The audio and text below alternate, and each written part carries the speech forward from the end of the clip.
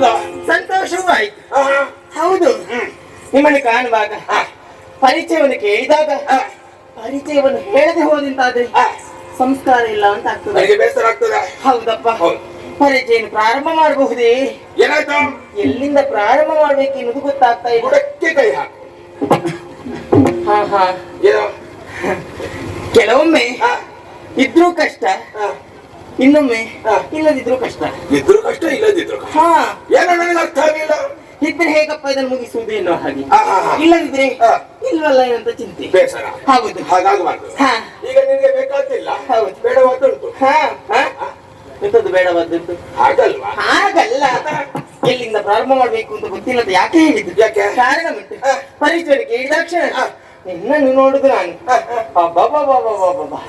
ಅಡಿಯಿಂದ ಮುಡಿ ತನಕ ಎಂತದ್ದು ನಿನ್ನ ಮೀಸೆ ಅನ್ನತ್ತೆ ಪೌರುಷದ ಸಂಖ್ಯೆ. ನಮ್ಮ ಊರಿನ 4 ಎಮ್ಮೆಗಳಿಗೆ ಸಾಕ. ಏನು ಬೈಹುಲ್ಲು ಕಟ್ಟಿ ಹೊಂಟಾಗ? ಹಾಗಲ್ಲ, ಅಷ್ಟೊಂದು ಗುರುಸಾಗಿ ಬೆಳೆದಿದೆ. ಹೌದು, ದೀರ್ಘದೇಹಿ, ಆಜಾನುಬಾಹು, ಎಂತ ಒಂದು ಗಂಭೀರ ನಿನ್ನಲ್ಲಿ.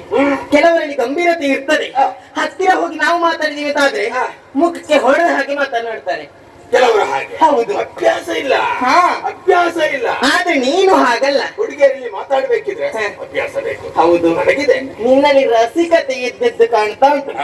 ರಸಿಕನಾಡಿದ ನುಡಿಯು ಶಶಿಯು ಉದಯಿಸಿದಂತೆ ಅಲ್ವಾ?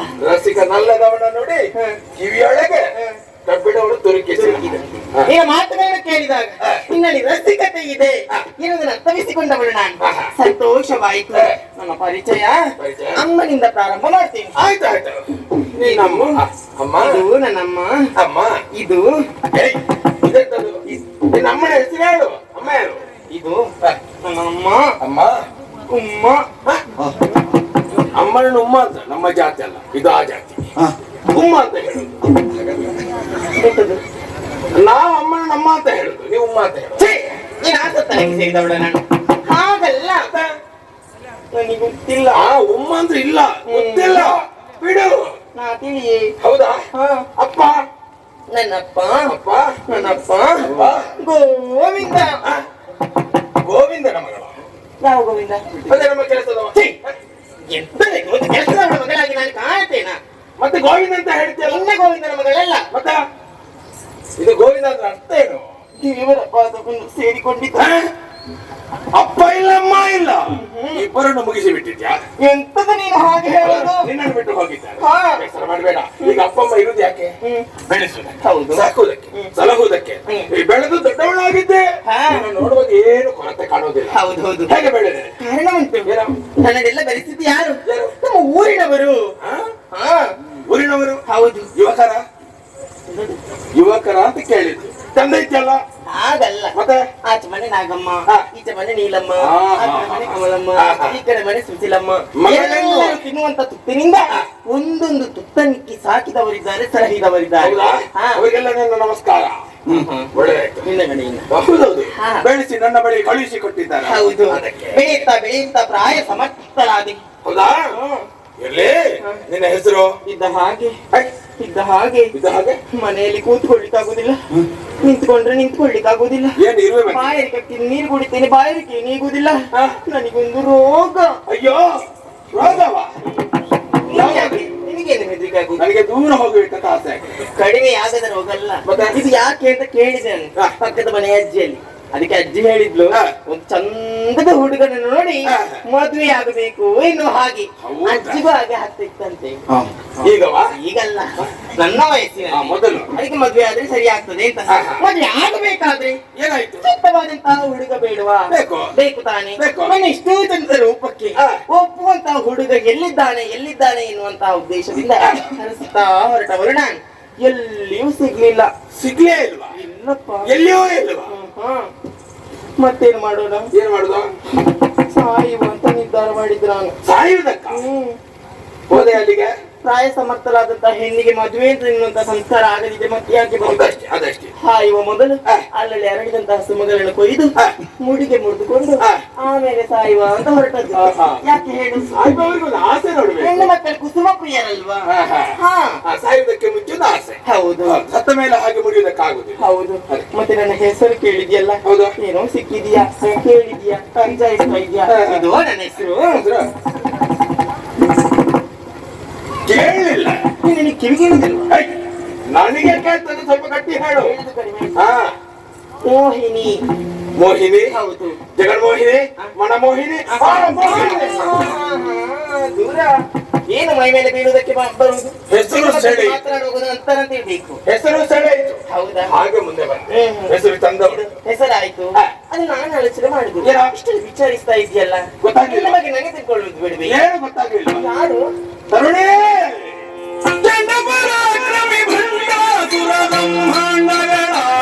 ಇಲ್ಲಿ ಅವರು ಅಂತ ಕೇಳೋದಿಲ್ವಾ? ಗೊತ್ತಾಗಬೇಕಿದ್ರೆ ಹೆಸರು ಗೊತ್ತಾಗಬೇಕು. ಹೌದು. ನನ್ನ ಹೆಸರು ಭಂಡಾಸುರ. ಸಾಧ್ಯ ಹೋಗ್ಲಿಕ್ಕೆ. ಯಾಕೆ ಶಾಪ ಹಾಕುವುದು? ಅಯ್ಯೋ, ನಿನಗೆಲ್ಲ ವಯಸ್ಸು. ಮತ್ತೆ ಬುದ್ಧಿಗೆ ನನ್ನ ವಯಸ್ಸು. ಯಾಕೆ ಬಂಡಾಸುರ ಅಂತ ಕೇಳಿದ್ದೇನೆ ನಾನು. ನೋಡ್ಲಿಲ್ಲ. ಈಗ ನೋಡಿದೆ ಅಲ್ಲ, ಬ್ರಹ್ಮಾಂಡಕ್ಕೊಡೆಯನಾಗಿ ಬೆರೆಯುತ್ತಾ ಇದ್ದೇನೆ. ಸುಮನಸರೆಲ್ಲರೂ ಅಹರ್ನಿಶಿರನ್ನ ಸೇವೆಯನ್ನು ಮಾಡ್ತಾ ಇದ್ದಾರೆ. ಬಾಹುಬಲದಲ್ಲಾಗಲಿ ಅಥವಾ ಶಕ್ತಿಯಲ್ಲಾಗಲಿ ಯಾವುದೇ ರೀತಿಯ ಕೊರತೆ ಇಲ್ಲ. ಈಗ ಎಲ್ಲ ಇದ್ರು ಕಾಡಿಲ್ಲ ಯಾಕೆ ಬಂದದ್ದು? ಕಾರಣವುಂಟು. ಬೇಸರ ನಿವಾರಿಸುವುದಕ್ಕೆ ಬಂದಿದ್ದೇನೆ. ನಿನಗೂ ಬೇಸರ ಆಗ್ತದೆ. ನೀನು ಸಿಕ್ಕಿದೆ ಅಲ್ಲ, ನಿನ್ನನ್ನು ನೋಡಿದಾಗ ಈಗ ಅರ್ಥವಾಗ್ತದೆ ಸ್ವಲ್ಪ ಕಡಿಮೆ ಅಂತ. ಯಾರಿಗೆ? ಹಾಗಲ್ಲ, ನಮ್ಮಲ್ಲಿ ಬೇಕಾದಷ್ಟುಂಟು, ಈ ರತ್ನ ಇಲ್ಲ, ಆದ್ದರಿಂದ ಸ್ತ್ರೀ ರತ್ನವನ್ನು ನನಗೆ ಬೇಕು ಎನ್ನುವ ಕಾರಣಕ್ಕಾಗಿ ನಿನ್ನಲ್ಲಿ ಕೇಳುದು. ನನ್ನನ್ನು ಮದುವೆಯಾಗಿ ಸುಖವನ್ನು ಅನುಭವಿಸ್ತಾ ಕಾಲವನ್ನು ಕಳೆಯುವ. ಮದುವೆ ಆಗ್ಬೇಕಾ? ಹೌದು. ಅಯ್ಯ, ನಿನ್ನ ಕೀರ್ತಿಗಳನ್ನು ಲಾಲಿಸುತ್ತಿಂದೇನು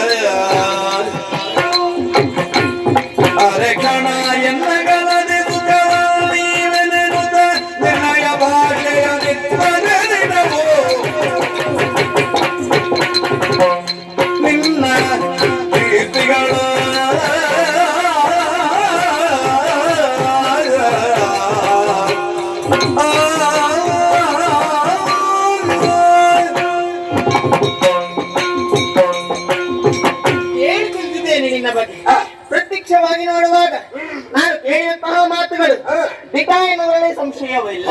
ಹೌದು. ಇದು ಮದುವೆ ಆಗಬಹುದು. ಊರಿಗೆ ಹಾಗೆಲ್ಲ ಆಗುದಿಲ್ಲ. ಮದುವೆ ಆಗಬಹುದೇ? ಕೊರತೆ ಉಂಟು ಹೇಳಿದ್ದಲ್ಲ. ನನ್ನಲ್ಲಿ ಇಲ್ಲ, ನಿನ್ನಲ್ಲಿಯೂ ಇಲ್ಲ. ನನಗೊಂದು ಆಸೆ ಇತ್ತು. ಹೌದಪ್ಪ, ಹುಡುಗ ಸಿಕ್ಕಿದ್ರೆ ನಿನ್ನಂತ ಹುಡುಗನನ್ನೇ ಮದುವೆ ಆಗಬೇಕು ಎನ್ನುವ ಹಾಗೆ. ಸಿಕ್ಕಿ ಆಯ್ತಲ್ಲ. ಹೌದು. ಇನ್ಯಾಕೆ ತಡ? ಆದ್ರೆ ನನಗೆ ನಂಬುದಕ್ಕಾಗುವುದಿಲ್ಲ. ನಂಬಿಕೆ? ನಿನ್ನಂತಲ್ಲ, ಗಂಡು ಸಂತಾನವನ್ನೇ ನಂಬುದಿಲ್ಲ. ಸ್ವಲ್ಪ ಹೆಚ್ಚಾಯ್ತಲ್ಲ. ಮತ್ತೆ ಗಂಡಸರನ್ನು ನಂಬುವುದಿಲ್ಲ ಎಂದಾಗ ಹಾಗಲ್ಲ. ಯಾಕೆ ಹೇಳು? ಈಗ ನಾನು ಸಿಕ್ಕಿದೆ, ನಾನು ಚಂದ ಅಂತ ಹೇಳ್ತಾ ಇದ್ದಿ, ಮತ್ತೆ ಮತ್ತೊಬ್ಬಳು ಸಿಗ್ತಾಳೆ, ಅವಳು ಚಂದ ಅಂತ ಹೇಳ್ತಿ. ಅವಳನ್ನು ಹಾಗೆ ಕರೆದುಕೊಂಡು ಬಂದ್ರೆ ಏನು? ದೂರ ಆಲೋಚನೆ. ಹೌದು. ಮಾತ್ರವಲ್ಲ, ಇನ್ನು ತಿರುಗಾಟದಲ್ಲಿ ಹೌದು. ತಿರುಗಾಟಕ್ಕೆ ಅಂತ ಮದುವೆ ಆಗಿ ಹೋದ್ರೆ ಮತ್ತೆ ಮನೆಗೆ ಬಾರದಿದ್ರೆ ನೀನು ಅದು ನಿನಗೆ ಸಮಸ್ಯೆ. ಹೌದು. ಸರಿ, ಈಗ ನಿನ್ನ ಬೇಕೇನು ಹೇಳು. ಹಾಗೆಲ್ಲ ಆಗಕೂಡದು. ಮನೆಯಲ್ಲೇ ಇರ್ಬೇಕು. ಪ್ರತಿ ಕ್ಷಣವು ನನ್ನನ್ನು ಅರೆ ಕ್ಷಣವು ಬಿಟ್ಟು ಹೋಗ್ಲೇ ಕೂಡ ಬೇಕಾದ ಸುಖವನ್ನು ಕೊಡಬೇಕು ನೀನು. ಹಾಗೆ ಇದ್ದಿದ್ದಾದ್ರೆ ನಿನ್ನನ್ನು ಮದುವೆ ಆಗ್ತೇನೆ. ಮದುವೆ ಆಗುದಾ? ಹೌದು.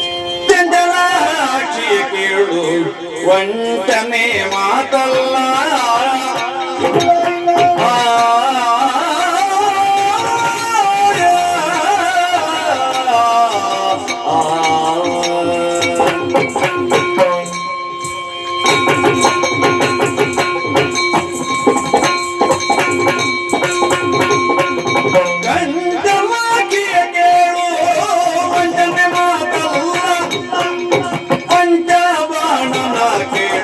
ಹೊರಗೆ ಬಳ್ಳಿಯ ಸಂಜೆ ಗಮನೆ ನಿನ್ನಂತನೆಯಲ್ಲಿ ಉದಗೊಳಿಸಿ ಉಳಿದವರ ಹಾಗೆ ನೀನಲ್ಲ. ನಿನ್ನ ಬಯಕೆಯೇ ಪ್ರತ್ಯೇಕ. ಮದುವೆ ಆದ್ಮೇಲೆ ಗಂಡ ಹತ್ತಿರದಲ್ಲೇ ಇರಬೇಕು. ಬೇಕು ಬೇಕಾದಾಗ ನನಗೆ ಸುಖವನ್ನು ಕೊಡಬೇಕು. ಈಗ ಹೋಗಬಾರ್ದು. ನೀನು ಹೇಳಿದ ಹಾಗೆ ನಾನು ಕೇಳಿದ್ರೆ ಮದುವೆ ಆಗುವುದಕ್ಕೆ ಸಿದ್ಧಲಾಗಿದ್ದೇನೆ. ಹೌದಾ? ಸಂತೋಷ. ನನಗೆ ಅದೇ ಬೇಕಾದ್ದು. ಮಾತು ಕೊಡ್ತೇನೆ. ಬಾಯಲ್ಲಿ ಮಾತು ಕೊಟ್ಟರೆ ಆಗುದಿಲ್ಲ. ಮತ್ತೆ ನನಗೊಂದಾಣೆ. ಒಂದಾಣೆ ಹಾಗಲ್ಲ, ಮತ್ತೆ ಆಣೆ ಮಾಡ್ಬೇಕು. ಓ, ಕೈ ತರಗಟ್ಟಿ ಪ್ರಮಾಣವನ್ನು ಮಾಡ್ಬೇಕು ನೀವು. ಹೌದಾ? ಕೈ ತಟ್ಟಿದ ಮೇಲೆ ತಪ್ಪಬಾರ್ದು. ಸ್ವಲ್ಪ ಕಷ್ಟವಾದೀತು. ಅದಕ್ಕೆ ರಾಜಕೀಯ ಅಲ್ವಾ? ಕೆಲವರೆಲ್ಲ ನನ್ನನ್ನೇ ನೋಡ್ಬೇಕು ಅಂತ ಬರ್ತಾರೆ. ಆವಾಗ ನಾನು ಹೊರಗೆ ಬರ್ಬೇಕಾ ಬೇಡವಾ? ಅವರನ್ನು ಒಳಗೆ ಕರೆದ್ರೆ ಆಗ್ತದ? ಮತ್ತೆ ಅದಕ್ಕೂ ವ್ಯವಸ್ಥೆ ಆಗ್ಬೇಕು. ಹೀಗೆ ಮಾಡುವ. ಮಂತ್ರಿಗಳಿದ್ದಾರೆ, ಅವರನ್ನು ಬಿಟ್ಟುಬಾರ್ದು.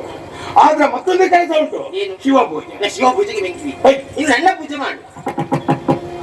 ಶಿವಪೂಜೆ ನಿಮಗೆ ಅಷ್ಟೇ ಅದಷ್ಟೇ ಮಾಡಿಕೊಂಡಿರಿ. ಶಿವಪೂಜೆಗೆ ಶಿವಲಿಂಗದ ಬಳಿಗೆ ಪೂಜೆ ಮಾಡಿಕೊಂಡೆಲ್ಲ ಇದ್ರೆ ನಮ್ಮ ಹೃದಯದಲ್ಲಿ ಪೂಜೆ, ಮೇಲ್ನೋಟಕ್ಕೆ ನಿನ್ನ ಪೂಜೆ. ಒಪ್ಪಿದ್ದೇನೆ. ಕೊಡು. ಕೈ ಕೊಡು, ಕೊಡು. ಆಹಾ, ಮೃದು ಮೃದು ಮೃದು ಮಧುರ. ಅದೆಲ್ಲ ಬೇಡ, ಮಾಸಿಕೊಳ್ಳಿ ನೀನು. ಅದಕ್ಕೆ ಕೈ ಈಚೆ ಕೊಡು. ನೀನೇನು ಕೇಳ್ತೀಯೋ ಅದರಂತೆ ನಡೆಯುವುದಕ್ಕೆ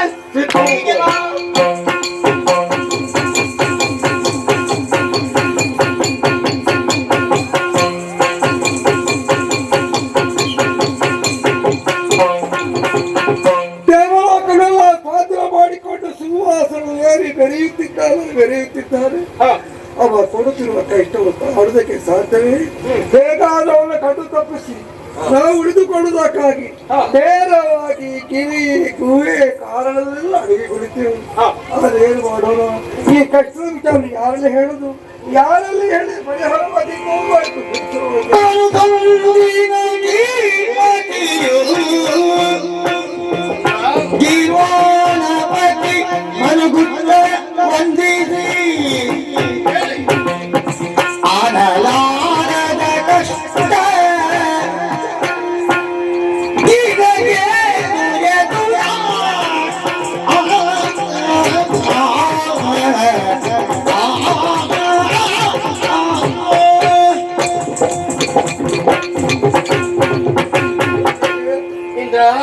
ನಿಮ್ಮ ಪಾದಕ ಸಾಷ್ಟಾಂಗ ಪ್ರಣಾಮಗಳು.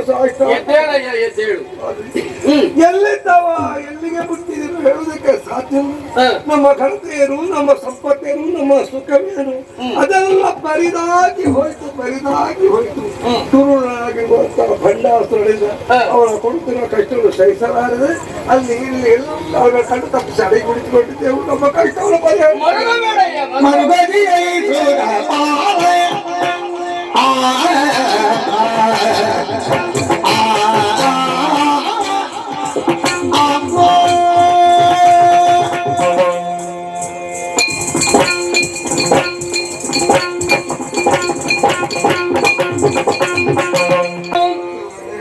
ದೇವತೆಗಳೇ, ಮರುಗಬೇಡ.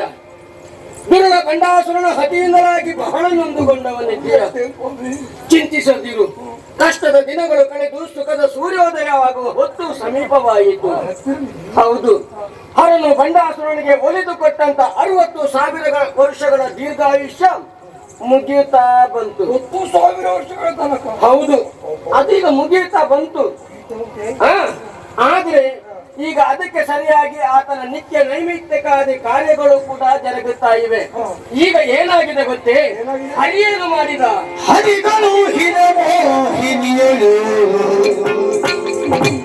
ಎಲ್ಲ ಮೋಹಿನಿ ಜೊತೆಯಲ್ಲೇ ಕಳೆಯುತ್ತಾ ಇದೆ.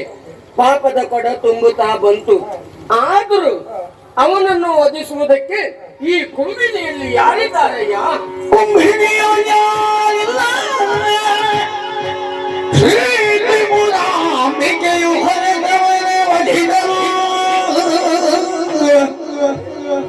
ಲೋಕಗಂಟಗಳಿಗೆ ಮೆರೆಯುತ್ತಾ ಇರುವಂತಹ ದುರುಳ ಬಂಡಾಸುರನನ್ನು ವಧಿಸುವುದಕ್ಕೆ ಯಾರಿಂದ ಸಾಧ್ಯ? ಯಾರು ಕೊಡುವವರು ಸ್ವಾಮಿ? ನಮ್ಮಿಂದ ಸಾಧ್ಯವೇ?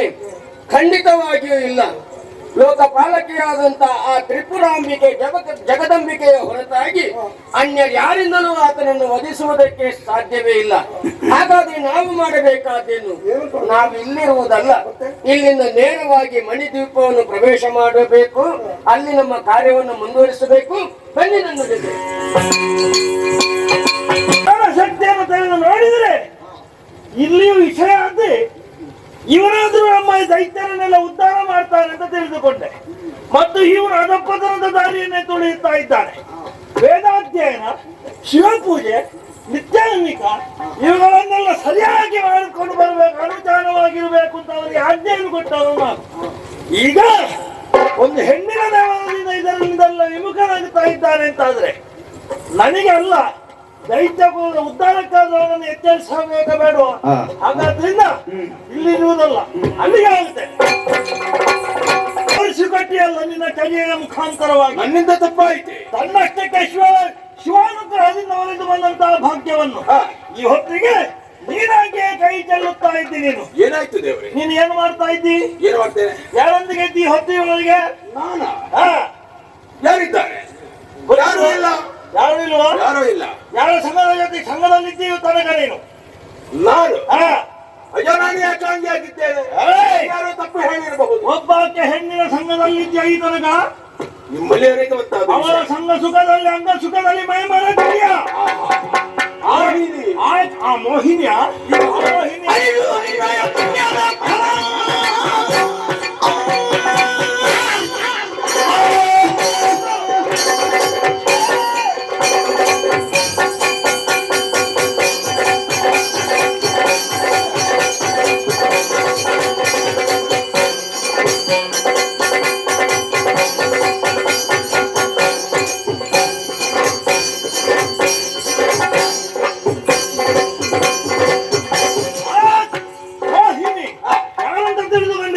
ಯಾರೋ ಹೆಣ್ಣಲ್ವಾ?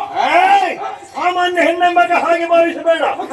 ಆ ಶ್ರೀಮನ್ನಾರಾಯಣ ವೈಕುಂಠವಾಸಿ ನಿನ್ನ ನಾಶಕ್ಕೆ ಬೇಕಾಗಿ ಆ ಮೋಹಿನಿಯನ್ನು ಕಳುಹಿಕೊಟ್ಟಿದ್ದಾನೆ. ಹಾಗಾದ್ದರಿಂದ ಇದರ ಪರಿಣಾಮ ಏನಾಗುತ್ತಾ ಇದೆ ಗೊತ್ತುಂಟ ನಿನಗೆ? ನಿನ್ನದ್ದಾದಂತಹ ಭಾಗ್ಯ ವಿಶೇಷ ಅವನತಿಯ ದಾರಿಯನ್ನು ತುಳಿಯುತ್ತಾ ಇದೆ ಎನ್ನುವಂತಹ ವಿಚಾರವನ್ನು ಅರಿತಂತಹ ಬೃಹಸ್ಪತಿ ಇಂದ್ರನ ಮುಖಾಂತರವಾಗಿ ವಿಶೇಷವಾದಂತಹ ಯಾಗವನ್ನು ನಡೆಸುವ ಮುಖಾಂತರವಾಗಿ ಆ ತ್ರಿಪುರಾಂಬಿಕೆಯನ್ನು ಒಲಿಸಿಕೊಳ್ಳುವುದಕ್ಕೆ ಮಣಿದ್ವೀಪದಲ್ಲಿ ಎಲ್ಲರೂ ಸೇರಿದ್ದಾರೆ. ಯಾಗ ಯಜನಾದಿಗಳು ನಡೆಯುತ್ತಾ ಇದ್ದಾರೆ. ಆ ಮುಖಾಂತರವಾಗಿ ಒಂದು ವೇಳೆ ಅವಳು ಒಲಿಯಂತೆ ಹೌದಂತಾದ್ರೆ ನಾಳೆ ನಿನ್ನ ನಾಶ ಖಂಡಿತ ಖಂಡಿತ. ಗುರುವರ್ಯ, ಏನು ಯೋಚಿಸಬೇಡಿ.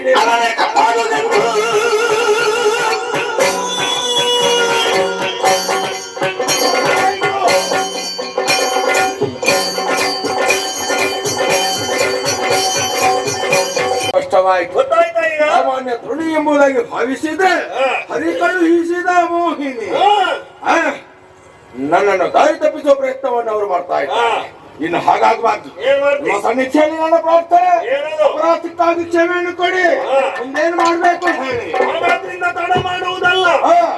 ತ್ರಿಪುರಾಂಬಿಕೆ ಒಲಿಸುವ ಮೊದಲೇ ಆ ಯಾಗ ಯಜನವನ್ನು ನಾಶ ಮಾಡಿ ಆ ಮುಖಾಂತರವಾಗಿ ಇನ್ನ ಹೇಳಿಕೆಯನ್ನು ನೀನು ನೋಡಿಕೊ. ಮಿಥ್ಯಂತೆ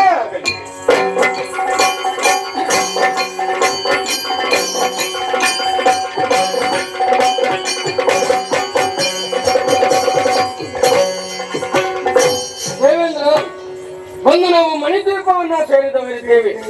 ಇಂದು ಶುಚಿರ್ಭೂತರಾಗಿದ್ದೇವೆ. ವ್ಯಕ್ತವಾಯ್ತಲ್ಲ, ನನ್ನ ಗುರುಗಳು ಹೇಳಿದ್ದು ಸತ್ಯವಾಯಿತು. ಎಲ್ಲವನ್ನೂ ನಾನು ಕಳ್ಕೊಳ್ಳುತ್ತಾ ಇದ್ದೇನೆ. ಬಿಡೋಣ, ಆ ಬಗ್ಗೆ ನಾನೇನೋ ತಲೆ ಕೆಡಿಸಿಕೊಳ್ಳಬೇಕಾಗಿಲ್ಲ. ಇವರ ಯಾಗವಾಗಬೇಕು, ಅದು ಪೂರ್ಣಾಹುತಿಯನ್ನು ಪಡೆಯಬೇಕು, ಆಮೇಲೆ ತ್ರಿಪುರಾಂಬಿಕೆ ಬರಬೇಕು. ಅಲ್ಲಿವರೆಗೆ ನಾನೇನು ನಿದ್ದೆ ಮಾಡ್ತೇನಾ? ಸಾಧನೆ ಇಲ್ಲಿಂದ ಪ್ರಾರಂಭವಾಗ್ತದೆ. ನೋಡೋಣ ಮುಂದೆ. ತರಹರಿನ ಧನ್ಯುರಿಯ ನೀಚಿದೆ, ತರಹರಿನ ಧನ್ಯುರಿಯ ನೀಚಿದೆ, ತೊಡಗು ಧೀಶನ ನುಡಿನ ಅಮ್ಮ ಧಾರಿ ದೇವಿಯ ನುಡಿದುಕೊಂಡು ಅರಿಯಲಿಲ್ಲ.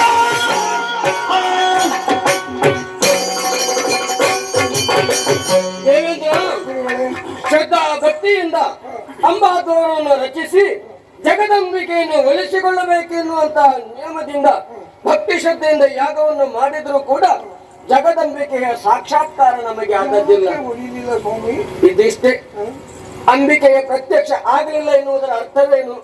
ನಮ್ಮ ಭಕ್ತಿ ಪಕ್ವವಾಗಿಲ್ಲ ಎನ್ನುವ ಹಾಗೆ. ನಮ್ಮ ಕಣ್ಣೀರು, ನಮ್ಮ ಕಷ್ಟ ತಾಯಿಯ ಪಾಲಿಗೆ ನಿವೇದನೆ ಆಗಲಿಲ್ಲ ಅಂದ ಮೇಲೆ ನಮಗೆಂತೂ ಸಾಯ್ಲಿಕ್ಕೆ ಆಗೋದಿಲ್ಲ. ನಮ್ಮ ಅಂಗಾಂಗಗಳು ಇದ್ದೇನು ಪ್ರಯೋಜನ? ಉರಿಯುತ್ತಿರುವಂತ ಈ ಯಾಗಕ್ಕೆ ನಮ್ಮ ಅಂಗಾಂಗಗಳನ್ನೇ ಕಡಿದು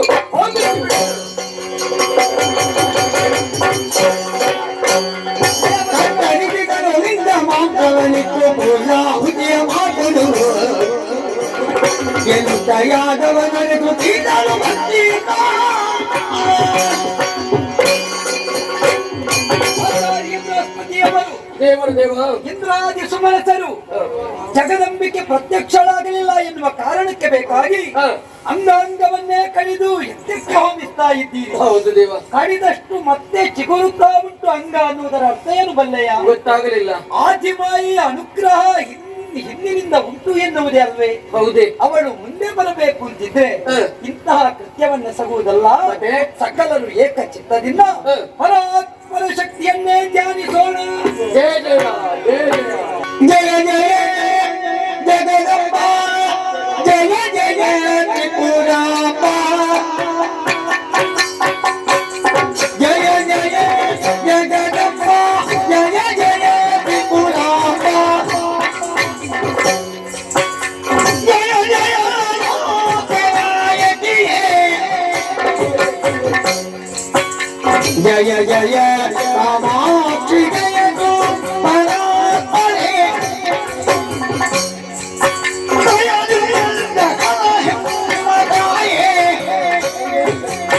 ಜಯ ಜಯ ಜಗದಂಬ ಜಯ ಜಯ ತ್ರಿಪುರಾಂಬ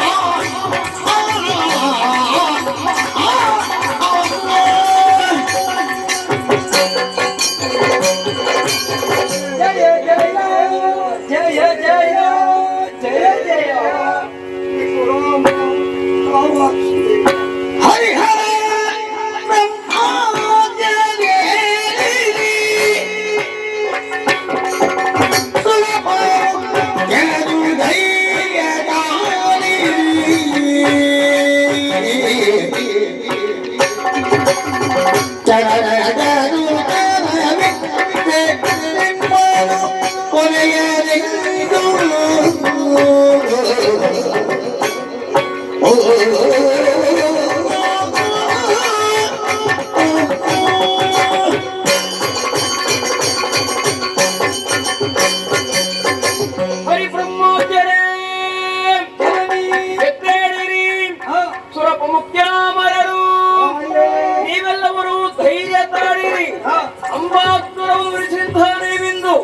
ನಿಮ್ಮೆಲ್ಲರ ಅಂಗಾಂಗಗಳನ್ನು ಕತ್ತರಿಸಿ ಆ ಯಾಗಕ್ಕೆ ಹೋಗಿಸುತ್ತಾ ಇದ್ದೀರಾ? ಇದನ್ನು ಅರಿತಹ ನಾನು ಶರಣರಾದಂಥ ನಿಮ್ಮನ್ನ ಪಡೆಯುವುದಕ್ಕೆ ಬೇಕಾಗಿ ಈ ಕಾಲಕ್ಕೆ ಪಾದ ದರ್ಶನವೈತ ತಿಳಿಯಿತೆ. ರೂಪದಲ್ಲಿ ಬದಲಾವಣೆಯ ಕಮ್ಮ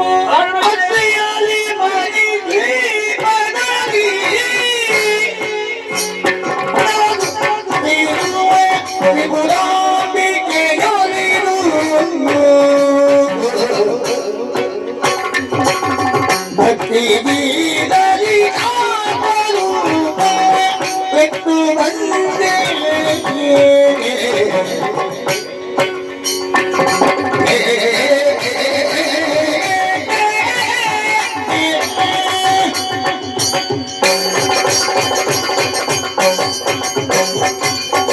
ಮಕ್ಕಳೇ, ಗತಕಾಲದಲ್ಲಿ ನಿಮ್ಮ ಪಾಲಿರುವಂತಹ ಕಷ್ಟಗಳನ್ನು ಪರಿಹರಿಸಿದಂತಹ ನಾನು ತ್ರಿಪುರಾಂಬಿಕೆ ಎಂಬಂತಹ ನಾಮರಿಂದ ಈವರೆಗೆ ಮಣಿದ್ವೀಪದಲ್ಲಿ ನೆಲೆಯಾಗಿದ್ದವಳು ಇಂದು ನಿಮ್ಮ ದುರಿತ ಹೋಗಲಾಡುವುದಕ್ಕೆ ಬೇಕಾಗಿ ಲಲಿತಾ ಸ್ವರೂಪವೇ ಸೂಕ್ತ ಹೇಗೆಂಬುದಾಗಿ ಅಗ್ನಿಯ ಮಧ್ಯದಿಂದ ಮಹಾದೇವ ನೆನಪಿಯಾಗಿ ಕಂಗೊಳಿಸಿದ್ದೇನೆ.